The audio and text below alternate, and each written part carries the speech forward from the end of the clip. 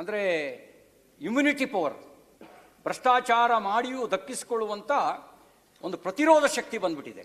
ಯಾಕೆ ಅಂದರೆ ತುಂಬ ಜನ ಭ್ರಷ್ಟಾಚಾರ ಮಾಡಿ ಏನೂ ಆಗೇ ಇಲ್ಲ ಅನ್ನಂಗೆ ಮೆರವಣಿಗೆ ಮಾಡಿಸ್ಕೊಂಡಿದ್ದಾರೆ. ಮೆರವಣಿಗೆ ಮಾಡ್ಕೊಂಡು ಭ್ರಷ್ಟಾಚಾರ ಮಾಡಿ ಬಂದು ಮೆರವಣಿಗೆ ಮಾಡಿ ಅದನ್ನೇ ಒಂದು ಮೆಡ್ಲು ಅಂತ ಅಂದ್ಕೊಂಡಿರುವಂಥ ಕಾರಣದಿಂದ ಕೆಳಗಡೆ ಅವರಿಗೆ ಹಿರಿಯಕ್ಕನ ಚಾಳಿ ಮಣಮಕ್ಕಳಿಗೆಲ್ಲ ಅಂತ ಗಾದೆ ಮಾತಿದೆಯಲ್ಲ, ಹಿರಿಯಕ್ಕನ ಚಾಳಿ ಮಣಮಕ್ಕಳಿಗೆಲ್ಲ ಅನ್ನೋ ರೀತಿನ ಅದು ಬಂದ್ಬಿಟ್ಟಿದೆ. ಆಮೇಲೆ ಮಿನಿಸ್ಟರು ಗಮನಕ್ಕೆ ಬಂದಿಲ್ವಾ ಸರ್ ಯಾವುದು ಅಂತ ಪದ್ಮನಾಭ್ ಕೇಳ್ತಾರೆ. ನೆಕ್ಕುಂಟಿ ನಾಗರಾಜ್ ಅಕೌಂಟ್ಸ್ ಮಾಡಿಸಿರೋದು ಅದು ಗೊತ್ತು ಅವರಿಗೆ. ಅವರೇ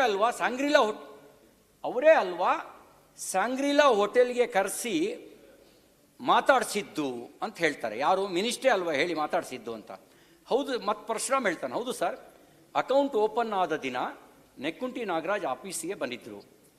ಮತ್ತು ಪದ್ಮನಾಭ್, ಹೌದು, ಅಕೌಂಟ್ ಟ್ರಾನ್ಸ್ಫರ್ಗೆ ಎಷ್ಟು ಸಲ ಕಾಲ್ ನಾಗರಾಜ್ ಮಾಡಿದ್ರು ಅಂತ ಪದ್ಮನಾಭ್ ಹೇಳ್ತಾರೆ. ಪರಶುರಾಮ್ 50 ಸಲ ಕಾಲ್ ಮಾಡಿ ಇಟ್ಟರು ಸರ್, ನನಗೆ ನಿಮ್ಮ ಮೇಲೆ ಜಾಸ್ತಿ ನಂಬಿಕೆ ಸರ್, ನೀವೇ ಎಲ್ಲ ಚೆಕ್ ಮಾಡ್ತೀರಿ. ಪದ್ಮನಾಭ್ ಹೇಳ್ತಾರೆ, ಈ ಬ್ಯಾಂಕ್ ಅಕೌಂಟ್ಸ್ ಎಲ್ಲ ನಾನೆಲ್ಲಿ ನೋಡ್ತೀನಿ, ಎಲೆಕ್ಷನ್ ಡ್ಯೂಟಿಗೆ ಹೋಗುವಾಗ ಸರಿಯಾಗಿ ಅಕೌಂಟ್ಸ್ ನೋಡಿಲ್ಲ, ಅದೊಂದು ತಪ್ಪು ಮಾಡಿದ್ರಿ ಅಂತ ಮತ್ತೆ ಹೇಳ್ತಾನೆ.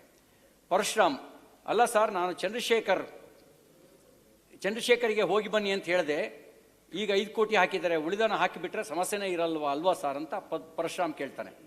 ಪದ್ಮನಾಭ್, ತಪ್ಪೇ ಅಲ್ವೇನಯ್ಯ, ಇದೆಲ್ಲ ಗೊತ್ತಾದರೆ ನಮಗೆ ಗೊತ್ತಿರೋರೆಲ್ಲ ಇನ್ವಾಲ್ವ್ ಆಗಿರ್ತಾರಲ್ಲ ಬಿಡೋ ಅಂತಾರೆ.